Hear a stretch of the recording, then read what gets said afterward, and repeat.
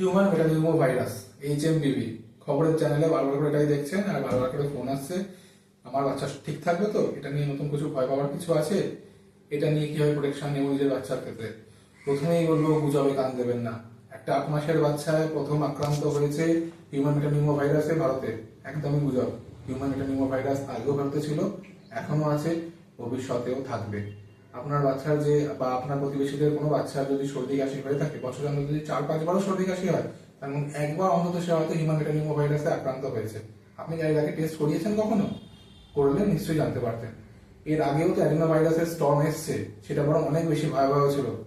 এই ক্ষেত্রেও উপসর্গ যেমন বাকি আর 5টা সর্দি কাশির ক্ষেত্রে হয় সেরকমই হবে। সর্দি কাশি জ্বর, বুকে কফ জমা, এবং সেক্ষেত্রে আমরা ভাইরাল সর্দি কাশি হলে যেমন ওষুধ দিয়ে থাকি বা আপনারা যেরকম পন্থা অবলম্বন করে থাকেন বাচ্চাকে ঠিক রাখার জন্য, সেরকমই করবো। সর্দি কাশির ওষুধ বা জ্বর হলে ক্যালপল, সেরকমই করবো। ভাইরাসের ক্ষেত্রে আলাদা করতে অ্যান্টিবায়োটিক হয় না, তো সেক্ষেত্রে আমরা এখানে অ্যান্টিবায়োটিক দেবো না। কিন্তু অযথা খবর দেখে, খবরের চ্যানেলের খবর শুনে অযথা আতঙ্কিত হবেন না। আলাদা করে কোনো রকম প্রোটেকশন নেওয়ার কোনো প্রয়োজন নেই।